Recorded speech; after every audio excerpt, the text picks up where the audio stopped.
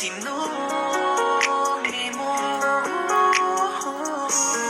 Kaya pala nung sinubukan kita, naiwan mo na ako, sumasanayan ka. Di na ako tumama, palaging nalalasamit ng bibig mo, yun pala ay tama. At ang sabi mo, ako ang nagkulang, tapuan ng tapuan, kaya iyong pinanglutulan ako mali. Harap-harapan na aking nalaman na kayo na pala ng kaibigan ko.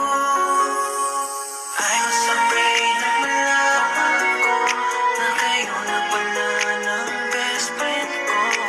Nasasaktan ako, pinagkalat mo pang wala na tayo. Minsan lang ang ibig naging tanda, pinagpalit na ako sa kaibigan ko pa. Nasasaktan nyo na, niloko nyo ko at harap-harapan pa. Ilang gabi na, di tayo magkasundo at palagi mo na lang akong inaaway. Maliit na bagay, pinapalaki mo na sana ba yung taga-agapay. Dati pinapahalagahan, oras ng tulog sinasabayan. Palagi mo akong binabantayan, kapag di nakikita di napupunan. Di ba sinasabi mo, di mo kayang mawala ko sa'yo? Pangako mo pa nga sa akin, ako lamang ang pakakasalan mo. Nagbago lahat, dahil ikay kumagat, sa tukso tinapon at itinapat. Isang gabi aking nalaman, nakita ng aking mata, aking kinagulat.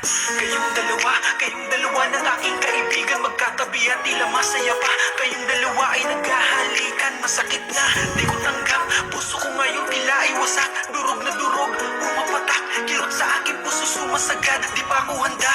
Bakit ganon? Bakit ako pinagtaksilan nyo? Anong nagawa? Bakit ako?